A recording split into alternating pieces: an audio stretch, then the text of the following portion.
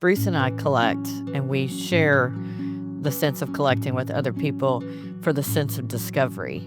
You know, you walk in and there's something that makes your heart palpitate. And as collectors, that's what drives us, is the discovery.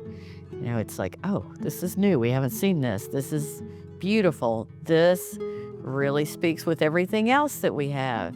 Our whole life has just been about sharing what we are passionate about. And that's the people, first and foremost, that make things. The people that have pure creative drive to express themselves. And we're lucky individuals to get to throw up the things we love on the wall and open the doors and share it and make a living doing it.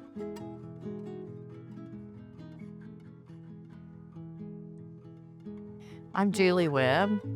I'm Bruce Webb. We're in Webb Gallery in Waxahachie, in our Waxahachie location. We've had this location since 1994. We've been here in Waxahachie since 1987. What we respond to tends to be pure, raw, naive expression. The artists that we're drawn to are artists who are making art because they have to. They don't even always recognize it as art per se. It's an expression. It's a creative impulse. What we like is just this pure creativity. Really, it all goes back to this man, Reverend J.L. Hunter, John Lewis Hunter, who lived in Dallas, Texas, and he's the first folk artist that we became very close friends with. He and his wife, Ruby. He and his wife just took us in like their kids, and we would eat dinner with them, and he would even share his homemade brandy with us. And he was a Baptist minister, so sometimes on Monday morning when we'd visit, he and his wife Ruby, we would get a sermon, our own sermon, sometimes accompanied with a little taste of his brandy that he would make. Yes, we met Reverend J.L. about 1987. 87, yeah. And through him, it made us realize that there was a whole world of folk art and outsider art, self-taught artists, primarily working across the South at that time period, at least the artists that we met. And so we started visiting artists and just really were drawn by their stories and what they made and how they could speak about it. And it was all about the people, and we collect not just art but culture, and that's what we've shared, is the strong culture that still exists through people and places.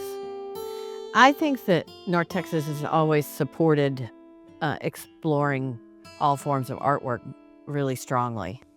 I can't imagine doing what we do any other place than North Texas, really. I can't imagine it would have worked the same anywhere else in the nation. We had the support and the audience to always enjoy what we did and help us enjoy what we loved. There's nothing wrong with going to school for art or any mode of getting to the final product of making art, but to always remember that what's important is just the creative drive to make it. Tim Kerr is one of the artists that we show, and he always signs his work, your name here. What he's saying over and over is that you can do this. Anybody can do it. And that doesn't mean that everybody's going to be a great artist by any means, but it's that, it's that human drive to express yourself. And I guess that's what we're doing when we open the doors of the gallery here, is we're giving that example in the rawest form possible. These artists aren't afraid to be themselves, and working with whatever materials they have on hand or can find, they are able to make art and convey ideas and humor, and this is what it means to be a human and to be alive. And that's what it is. It's the indomitable human spirit. We're all have this ability to create something, whatever our given media or talents, there's something that each of us has. But there is a power to this rawness, I think, that it just happens to be a little more powerful than a lot of other things, I guess. Yeah.